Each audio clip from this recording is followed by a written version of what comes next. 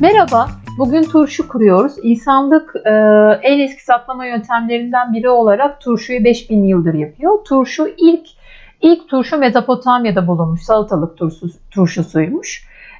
Biz bugün birlikte lahana turşusu kuracağız. Ben aslında sebzeleri tek tek kurmayı seviyorum ama size fikir vermesi için bugün karışık bir turşu kuracağım.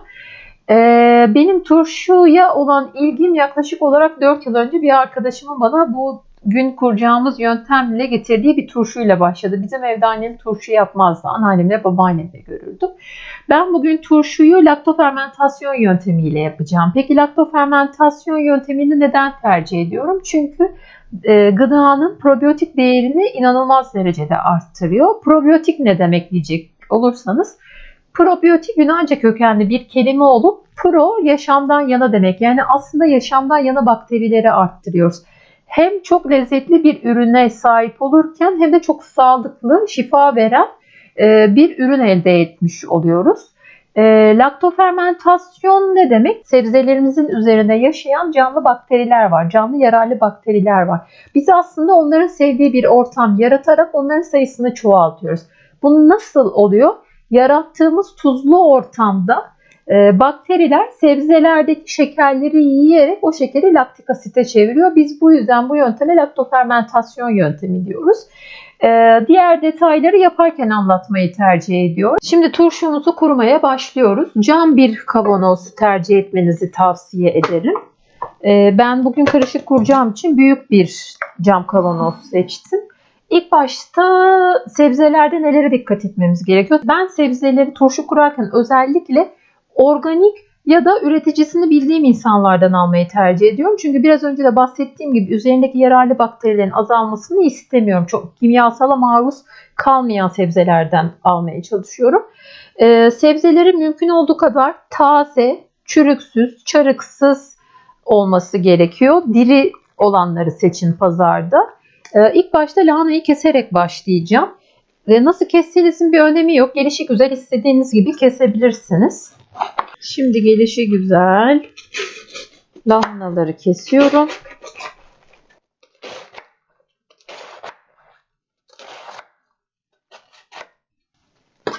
Kavanozun en altına karışık turşuya yakıştırdığım maydanoz ve kereviz yaprağını koyacağız. Kereviz inanılmaz güzel bir koku veriyor. Maydanoz da bir aroma veriyor. Siz dereotu da koyabilirsiniz, kiraz yaprağı koyabilirsiniz, dut yaprağı koyabilirsiniz. Yani istediğiniz şekilde lezzetlendirebilirsiniz. Şimdi ilk başta maydanozları koymakla başlıyorum. Saplarını da koymanızı öneririm.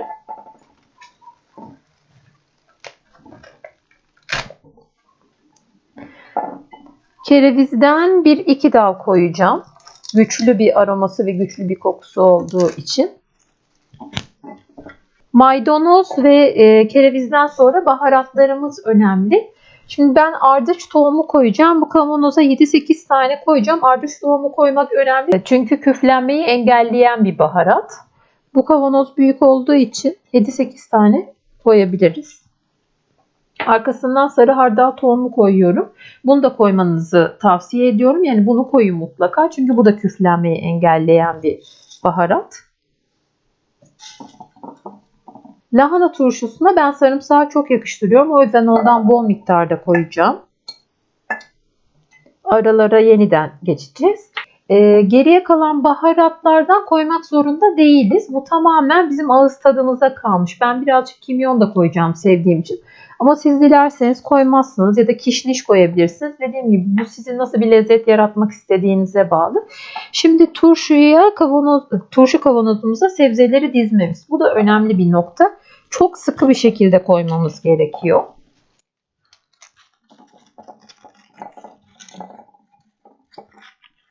Bastırıyoruz. Şimdi ben aralara havuç koymak istediğim için bir havuç soyayım. Siyah havuç da koyabilirsiniz. Kırmızı havuç da koyabilirsiniz. Ben siyah havucun verdiği rengi sevdiğim için bir tane siyah havuç da koyacağım. Keserken boylarını mümkün olduğu kadar aynı kesmeye çalışın. Çünkü fermentasyonda büyüklükleri önemli. Yani hepsinin aynı anda olması için.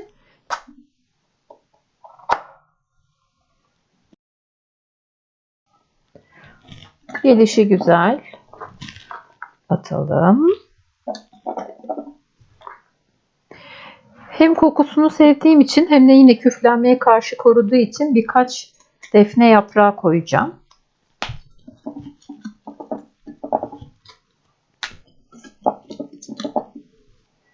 Şimdi birkaç tane acı biber koyalım. Acı seviyorsanız şöyle delelim ki acısını akıtsın.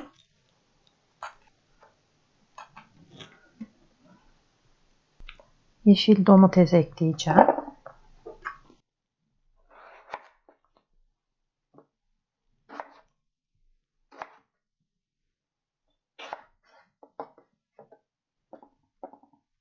Şimdi turşumuzun salamurasını hazırlayacağız. Bunun için suya ve tuza ihtiyacımız var. Nasıl bir tuz ve nasıl bir su olacağını hazırlarken anlatacağım. Şimdi turşumuzun salamurasını hazırlayacağız. Salamurayı hazırlarken basit bir oranımız var. 1 litre suya 50 gram tuz koyuyoruz. Tuzumuzun iyotsuz, katkısız ve ham tuz olması gerekiyor.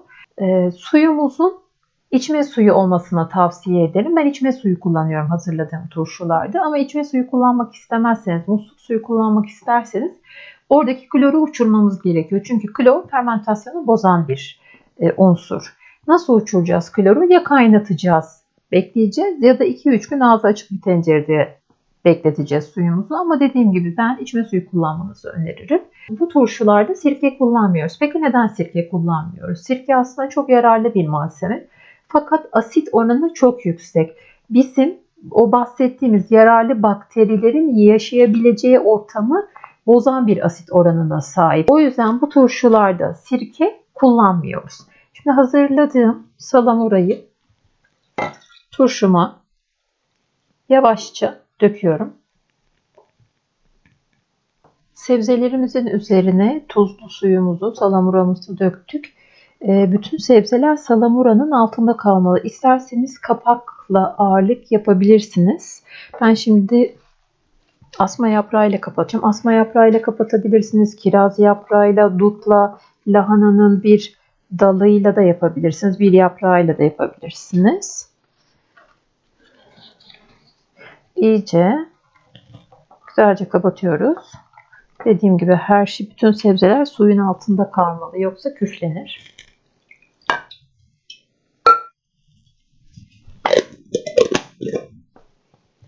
Turşumuzu hazırladık.